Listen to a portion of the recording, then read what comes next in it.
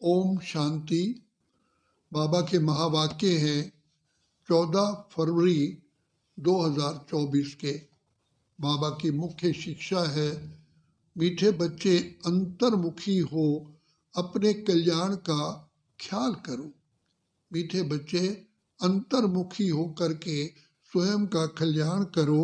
घूमने फिरने जाते हो तो एकांत में विचार सागर मंथन करो। अपने से पूछो, क्या हम सदा हर्षित रहते हैं? अपने से पूछो, क्या हम सदा हर्षित रहते हैं? प्रश्न है, रहमदिल बाप के बच्चों को अपने पर कौन सा रहम स्वयं ही करना चाहिए? रहमदिल बाप के बच्चों को अपने पर कौन सा स्वयं ही रहम करना चाहिए? तो बाबा जवाब दे रहे हैं, जैसे बाप को रहम पड़ता है कि मेरे बच्चे कांटे से फूल बने। बाप बच्चों को बुलबुल बनाने की कितनी मेहनत करते हैं। तो बच्चों को भी अपने ऊपर तरस आना चाहिए कि हम बाबा को बुलाते हैं, हे पतित पावन आओ फूल बनाओ। अब वह आए हैं तो क्या हम फूल नहीं बनेंगे? रहम पड़े तो देही अभिमानी रहे। बाप जो सुनाते हैं उसको धारण करें। ये तो बच्चे समझते हैं ये बाप भी है, टीचर भी है, सतगुरु भी है।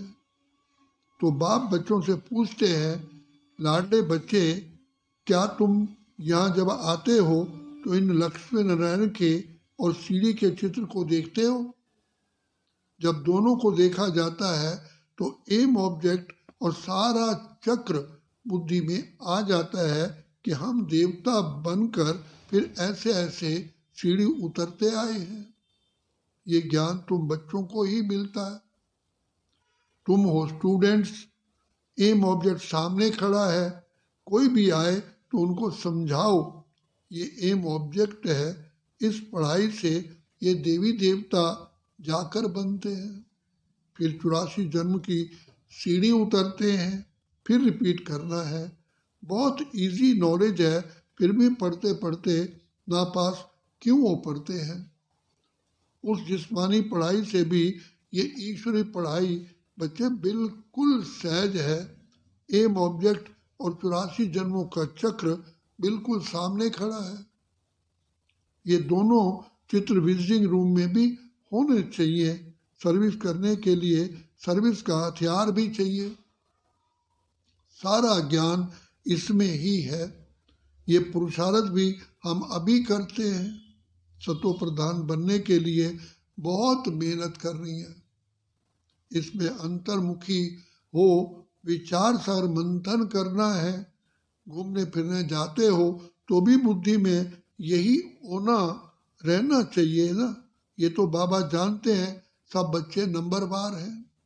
कोई अच्छी तरह समझते हैं तो जरूर पुरुषार्थ करते होंगे अपने कल्याण के लिए। हर एक स्टूडेंट समझते हैं ये अच्छा पढ़ते हैं, खुद नहीं पढ़ते हैं तो अपने को ही घाटा डालते हैं। अपने को तो कुछ लायक बनाना ही चाहिए। तुम भी स्टूडेंट्स हो तो भी बेहद बाप के, तो भी बेहद बाप के। ये ब्रह्मा भी पढ़ते हैं, ये लक्ष्मी नारायण है मर्तबा और सीढ़ी है 84 जन्मों के चक्र की। ये पहले नंबर का जन्म, ये लास्ट नंबर का जन्म। तुम देवता बन रहे हो। अंदर आने से ही सामने एम ऑब्जेक्ट और सीढ़ी पर समझाओ। रोज आकर इनके सामने बैठो तो स्मृति आए। तुम्हारी बुद्धि में है कि बेहद का बाप स्वयं पिता परमात्मा हमको समझा रहे हैं। सारे चक्र का ज्ञान तुम्हारी बुद्धि में भरपूर है। तो कितना हर्षित रहना चाहिए। अपने से पूछना चाहिए कि हमारी वह अवस्था क्यों नहीं रहती?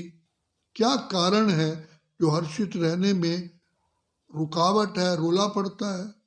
जो चित्र बनाते हैं उन्हों की बुद्धि में भी होगा कि ये हमारा भविष्य पद है, ये हमारे एम ऑब्जेक्ट है और ये 84 जन्मों का चक्र है। गायन भी है, सहज राज योग सो तो बाबा रोज समझाते रहते हैं, मीठे बच्चे तुम बेहद बाप के बच्चे हो तो स्वर्ग का वर्षा जरूर लेना चाहिए। और सारे चक्र का भी बाबा ने राज समझाया है तो जरूर वह याद करना पड़े। और फिर बातचीत करने के मैनर्स भी अच्छे चाहिए, चलन बहुत अच्छी चाहिए। चलते फिरते काम काज करते बुद्धि में सिर्फ यही रहे कि हम बाप के पास पढ़ने के लिए आए हैं, ये ज्ञान ही तुमको साथ ले जाना है। पढ़ाई तो बच्चे बहुत सहज है, परंतु अगर पूरी रीत नहीं पढ़ेंगे तो टीचर को ज़रूर ये ख्याल रहेगा कि अगर क्लास में बहुत मंद बुद्धि बच्चे होंगे तो में हमारा नाम बदनाम होगा, इजाफा नहीं मिलेगा, गवर्नमेंट कुछ नहीं देगी। ये भी स्कूल है ना बच्चे, इसमें इजाफा आदि की तो बात ही नहीं है, फिर भी पुरुषार्थ तो कराया जाता है ना। चलन को सुधारो, दैवी गुण धारण करो, चरित्र अच्छे चाहिए। बाप तो तुम्हारे कल्याण के लिए आए हैं, परंतु बाप की श्रीमत पर चल नहीं सकते। श्रीमत कहे यहाँ जाओ तो जाएंगे नहीं, कहेंगे यहाँ गर्मी है, यहाँ सर्दी है। बाप को पहचानते नहीं कि कौन हमको कह रहे हैं, कौन कहते हैं। ये साधारण रथ ही तो बुद्धि में आता है, ये बाप बुद्धि में आता ही नहीं। बड़े भी राजाओं का कितना सबको डर रहता है, बड़ी अथॉरिटी होती है। यहाँ तो बाप कहते हैं मैं गरीब निवाज हूँ, मुझे रचता और रचना के आदि मध्यांत को कोई जानते ही नहीं है। कितने ढेर मनुष्य हैं, कैसी कैसी बातें करते हैं, क्या क्या बोलते हैं, भगवान क्या चीज़ होती है ये भी जानते नहीं।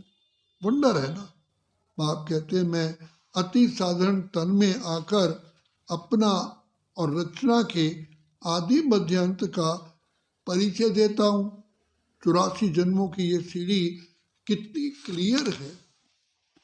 बाप कहते हैं लाडले बच्चे मैंने तुमको ये लक्ष्मी नारायण बनाया था, अब फिर बना रहा हूँ। तुम पारस बुद्धि थे, फिर तुमको पत्थर बुद्धि किसने बनाया। आधा कल्प रावण में तुम गिरते ही आए हो, अब तुमको तमो प्रधान से सतो प्रधान जरूर बनना है। विवेक भी कहता है बाप ही है ही सत्य, वह जरूर सत्य ही तो बताएंगे। ये ब्रह्मा भी पढ़ते हैं, तुम भी पढ़ते हो। ये कहते हैं मैं भी स्टूडेंट हूँ, पढ़ाई पर पूरा अटेंशन देता हूँ। एक्यूरेट कर्मातीत अवस्था तो बच्चे अभी बनी नहीं है। ऐसा कौन होगा जो इतना ऊंच पद पाने के लिए पढ़ाई पर ध्यान नहीं देगा। सब कहेंगे ऐसा पद तो जरूर पाना चाहिए। बाप के हम बच्चे हैं तो जरूर मालिक होने चाहिए ना। बाकी पढ़ाई में उतराई चढ़ाई तो होती ही है। अब तुमको एकदम ज्ञान का सार मिला है। शुरू में तो पुराना ही ज्ञान था, धीरे धीरे समझते ही आए हो। अभी समझते हैं ज्ञान तो सचमुच अभी हमको मिलता है। बाप भी कहते हैं आज मैं तुमको गुए बातें सुनाता हूँ। फट से तो कोई जीवन मुक्ति पा नहीं सकता, सारा ज्ञान उठा नहीं सकता। पहले ये सीढ़ी का चित्र थोड़ा ही था, अब समझते हैं बरोबर हम ऐसे ऐसे चक्र लगाते हैं।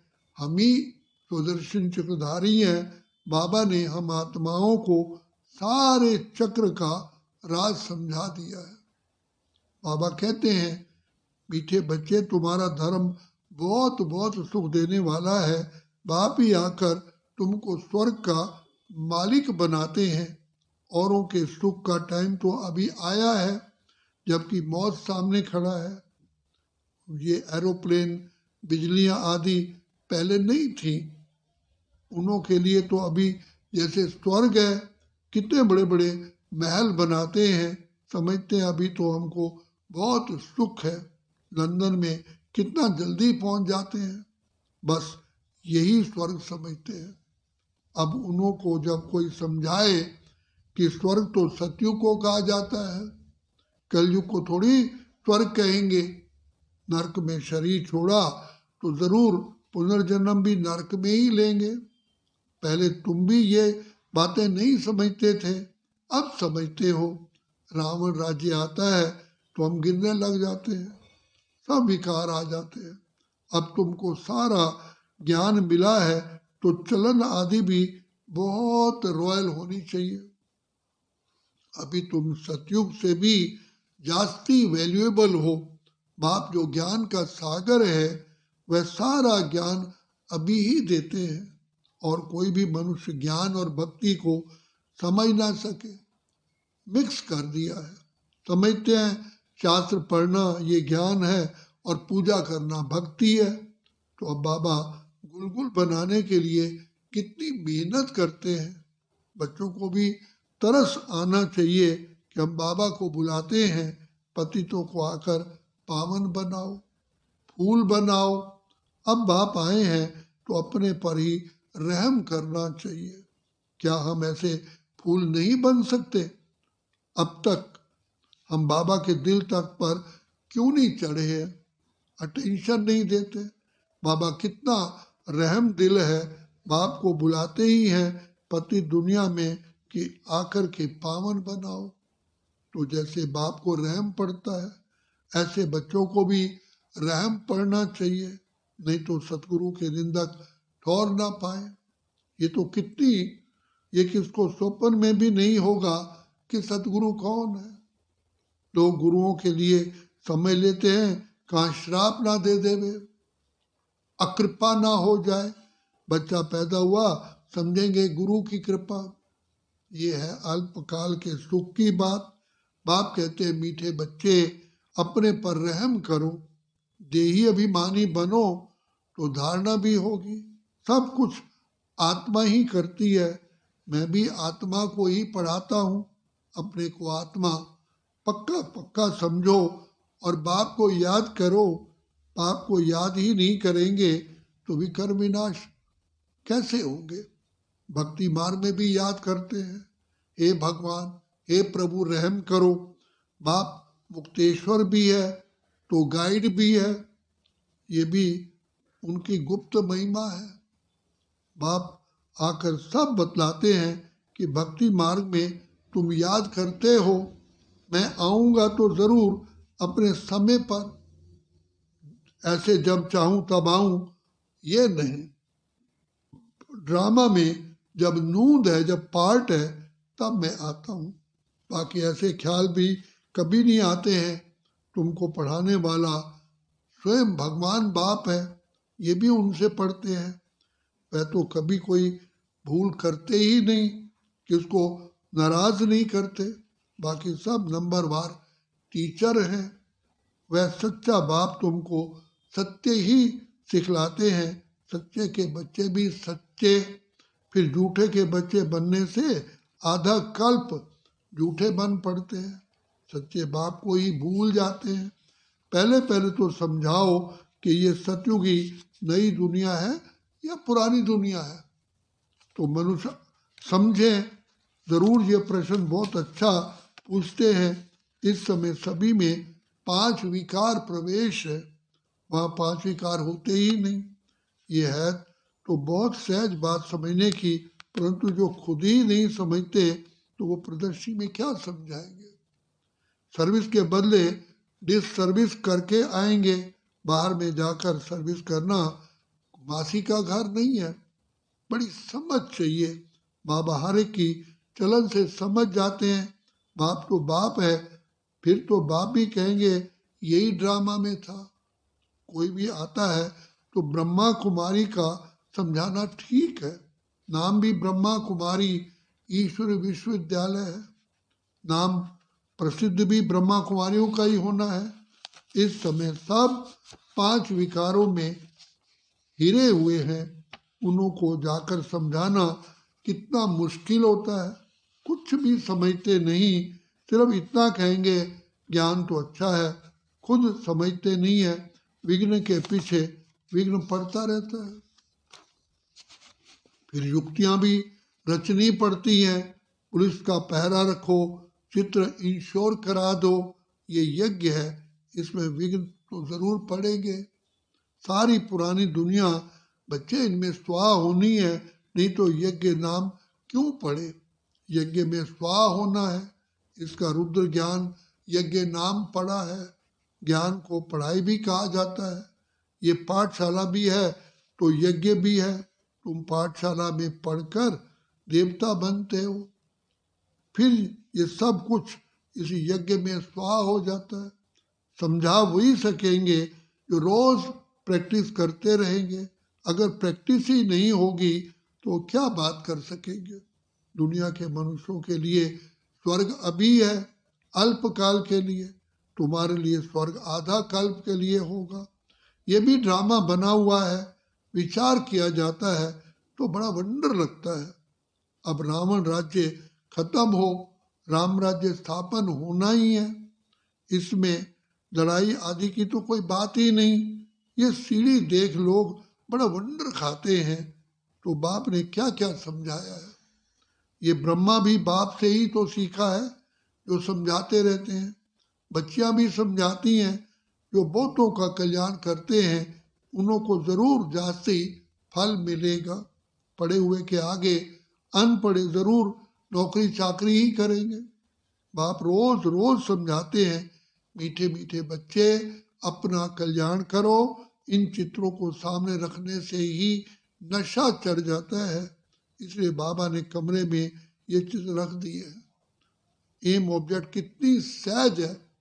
इसमें चरित्र बहुत अच्छे चाहिए, दिल साफ तो मुराद हासिल हो सकती है। अच्छा, मीठे मीठे सिकिलदे बच्चों प्रति मात पिता बाप दादा का याद प्यार और गुड मॉर्निंग। रूहानी बाप की रूहानी बच्चों को नमस्ते। हम रूहानी बच्चों की रूहानी बाप दादा को याद प्यार गुड मॉर्निंग और नमस्ते। धारणा के लिए मुख्य सार है, सदा स्मृति में रखना है कि हम बेहद पिता परमात्मा के स्टूडेंट हैं। भगवान स्वयं हमें पढ़ाते हैं, इसलिए अच्छी तरह पढ़ बाप का नाम ऊंचा करना है। अपनी चलन बड़ी रॉयल रखनी है। दूसरा, बाप समान रहम दिल बन कांटे से फूल बनना और दूसरों को फूल बनाना है। बाप समान रहम दिल बन कांटे से फूल बनना और दूसरों को फूल बनाना है। अंतर्मुखी बन अपने व दूसरों के कल्याण का चिंतन करना है। वरदान है, हलचल में दिल शिकस्त होने की बजाय बड़ी दिल रखने वाले हिम्मतवान भव। कभी भी कोई शारीरिक बीमारी हो, मन का तूफान हो, धन में या प्रवृत्ति में हलचल हो, सेवा में हलचल हो, ये हलचल में दिल शिकस्त नहीं बनो। बड़ी दिल वाले बनो। जब हिसाब किताब आ गया, दर्द आ गया तो उसे सोच सोच कर दिल शिकस्त बन बढ़ाओ नहीं, हिम्मत वाले बनो। ऐसे नहीं सोचो हाय क्या करूं, हिम्मत नहीं हारो। हिम्मतवान बनो तो बाप की मदद स्वतः ही मिलेगी। हिम्मतवान बनो तो बाप की मदद स्वतः ही मिलेगी। स्लोगन है, किसी की कमजोरी को देखने की आंखें बंद कर लो। किसी की कमजोरी को देखने की आंखें बंद कर मन को अंतर्मुखी बनाओ। बाप कहते हैं, मीठे बच्चे अंतर्मुखी हो, अपने कल्याण का ख्याल करो। घूमने फिरने जाते हो तो एकांत में विचार कर मंथन करो। अपने से पूछो, क्या हम सदा हर्षित रहते हैं? अब बाप आए हैं तो क्या हम फूल नहीं बनेंगे? रहम पड़े तो देही अभिमानी रहें। बाप जो सुनाते हैं उसको धारण करें। अच्छा, ओम शांति। अब बाबा कहते हैं, मीठे बच्चे मधुरता का गुण धारण करके अपने प्यारे बाप मधुसूदन का नाम माला करो। जैसे ब्रह्मा बाप ने सामना करने वाले को भी मधुरता और शुभ भावना शुभ कामना से सहनशीलता का पाठ पढ़ाया। जैसे ब्रह्मा बाप ने सामना करने वाले को भी मधुरता और शुभ कामना से सहनशीलता का पाठ पढ़ाया। जो आज सामना करता वही कल क्षमा मांगता। उनके मुख से भी यही बोल निकलते, बाबा तो बाबा है। इसको कहा जाता है सहनशीलता द्वारा फेल को भी पास बनाए विघ्न को पास करना। तो कदम पर कदम रखना माना फॉलो फादर करना, अर्थात बाप समान बनना। अच्छा, ओम शांति, ओम शांति, ओम शांति।